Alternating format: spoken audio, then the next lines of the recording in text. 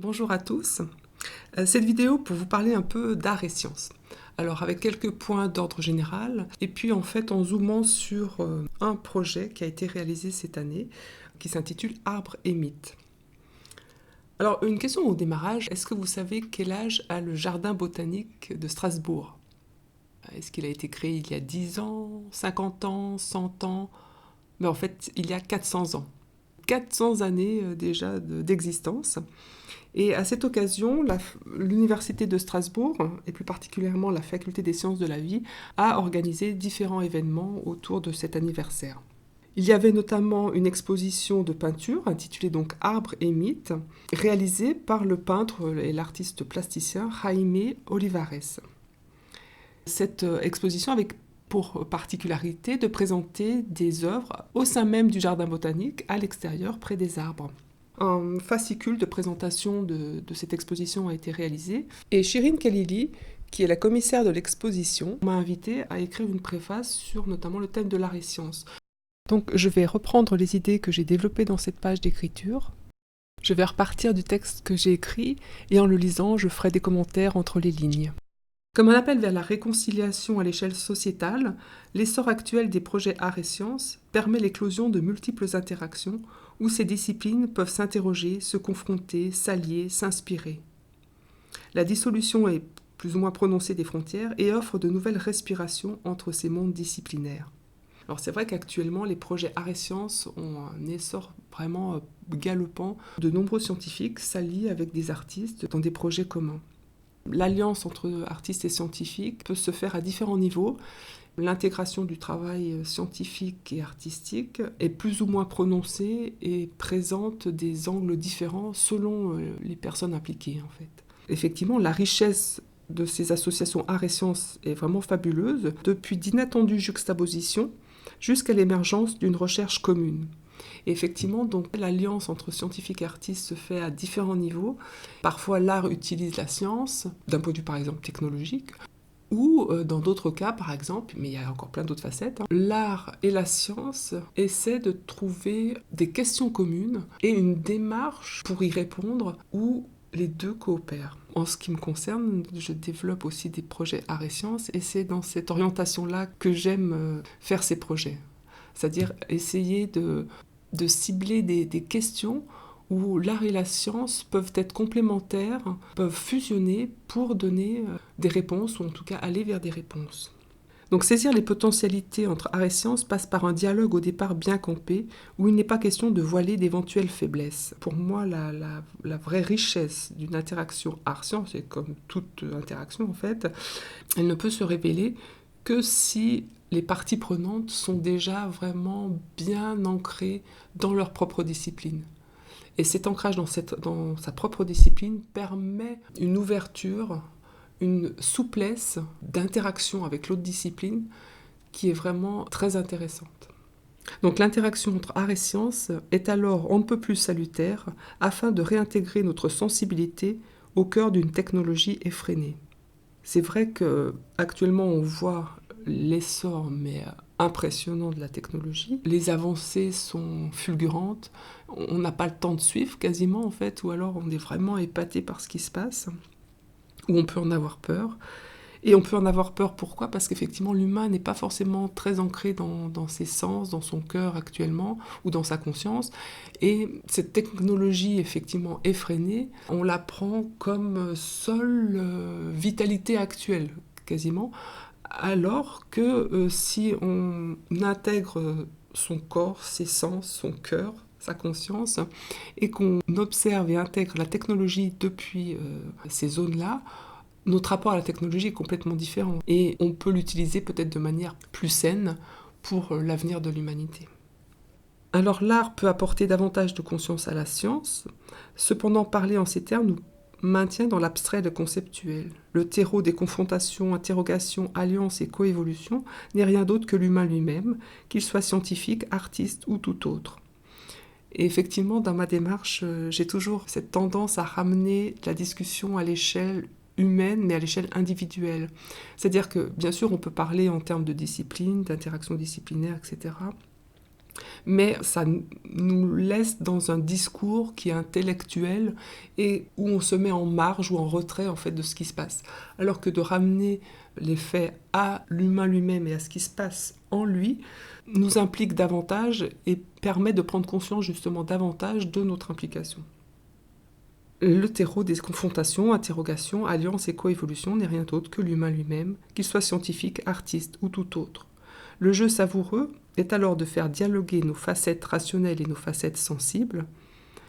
Alors ça, c'est mon dada, entre guillemets, actuellement en tout cas, c'est de considérer l'humain comme multifacette à l'intérieur de lui-même, avec par exemple ici on cite beaucoup la facette artistique et la facette scientifique, qui peuvent révéler plutôt la facette rationnelle d'un côté et la facette sensible de l'autre. Et parfois, ces facettes ne dialoguent pas, elles sont séparées, elles ont des chemins un peu parallèles ou qui s'ignorent. Et l'idée, à travers justement des collaborations avec des personnes qui ont développé une facette différente de la vôtre, permet en fait d'aller contacter la facette qu'on a sous-développée à l'intérieur de soi-même et de commencer à l'écouter, à l'interroger, à lui donner de l'importance et à renouer des relations avec nos autres facettes. Alors pour les scientifiques, seniors, juniors ou en formation, ce dialogue donc entre facettes, sensibles et rationnelles, débouche sur une vision plus perspicace du vécu de leur métier. Il permet à titre d'exemple de questionner la place des émotions dans les activités de recherche. Sont-elles motrices, gênantes ou décisives ? C'est effectivement une question intéressante parce que souvent, actuellement, on a tendance à dénigrer les émotions dans le domaine scientifique, à les mettre de côté, à dire qu'elles n'ont pas leur place et qu'elles peuvent même être perturbatrices dans l'élaboration de la science. Dans un certain sens et à un certain niveau, effectivement, ça peut être le cas, mais si on examine bien l'ensemble de la démarche d'un scientifique, on peut voir, je pense, l'importance des émotions, ne serait-ce que pour la mise en place des questionnements et de l'envie d'y répondre, et souvent l'émerveillement face à la nature ou face au sujet étudié est le noyau essentiel de la mise en action de la recherche pour la personne. Mais parfois on l'oublie. La connaissance de notre fonctionnement individuel, donc en intégrant notamment ce rôle des émotions, est essentielle pour l'émergence d'une éthique spontanée et des choix pleinement assumés.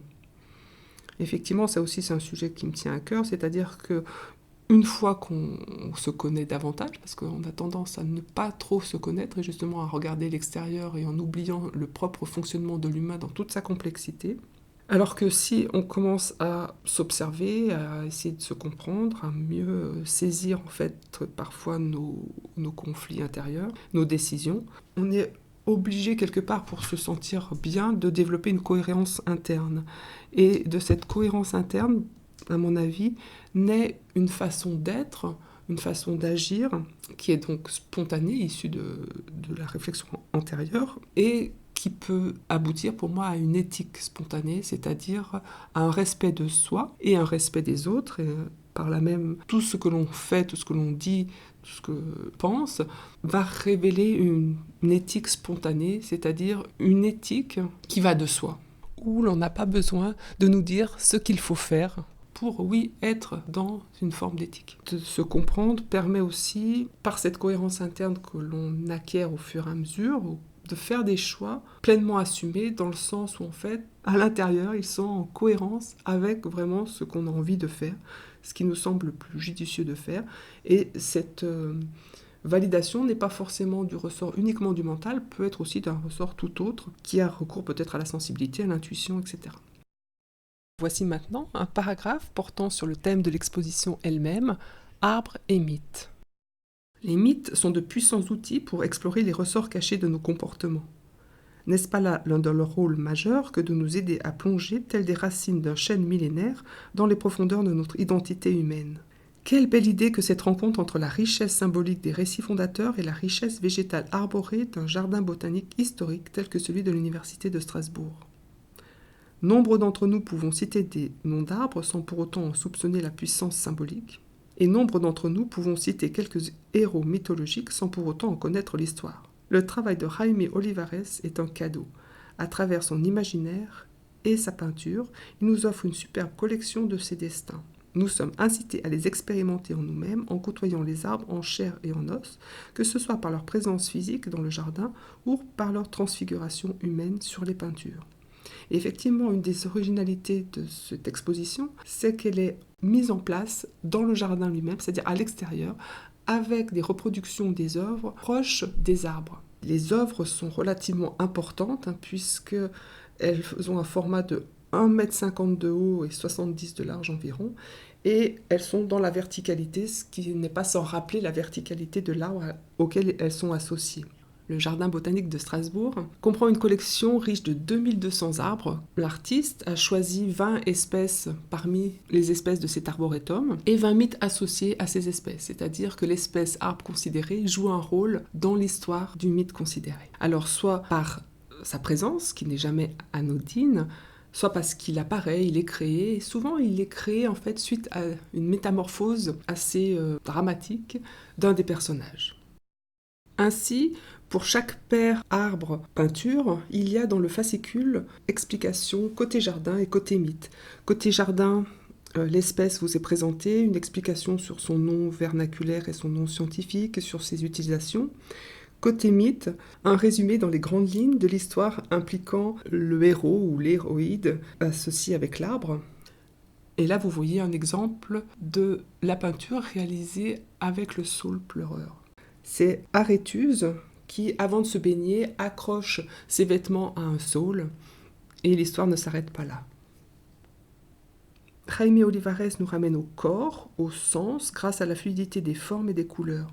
Ces toiles font danser des homo arbores ayant abandonné toute fausse pudeur.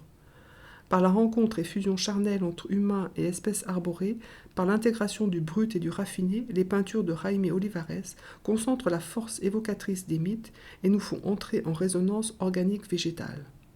Oui, vraiment, si vous avez l'occasion de voir cette peinture et de vous laisser entraîner par elle, vous allez ressentir en fait cette puissance, cette force. Se laisser tanguer entre un monde rationnel qui classe, nomme, ordonne, et un monde sensoriel qui interpelle, bouscule et donne à ressentir notre fibre végétale, jusqu'à s'imprégner d'une douce ivresse à ne plus savoir différencier l'arbre qui est à nos côtés de celui qui vit sur nos pieds. En fait, l'idée là, c'est que tout ce qui nous entoure, et notamment le végétal, et notamment les arbres, peut-être aussi trouver une résonance à l'intérieur de nous-mêmes. Et ainsi, la présence à la fois des arbres en tant qu'individus vivants dans le jardin et la présence des peintures qui évoquent fortement l'interaction de l'humain, que ce soit par le corps, que ce soit par les sens, avec l'arbre, si on se laisse vraiment porter, on peut ressentir en fait cette résonance entre l'arbre intérieur et l'arbre extérieur. Et ainsi, vivre une belle expérience évolutive de réunification. Qu'est-ce que j'entends par là? C'est qu'en nous, on a peut-être une fibre végétale et qu'en se laissant porter par ce parcours pictural, cette balade picturale, associée aux arbres présents, on va réintégrer en sensation, en fait, cette fibre végétale à l'intérieur de nous. Bon, mais c'est difficile à expliquer, c'est plutôt à vivre par chacun. Certains vont peut-être avoir ces sensations, d'autres auront peut-être tout autre ressenti. Donc là aussi, c'est bien individuel, tout ce qu'on peut vivre lors d'une exposition. Sur ce, je vous dis à bientôt, portez-vous bien, ciao.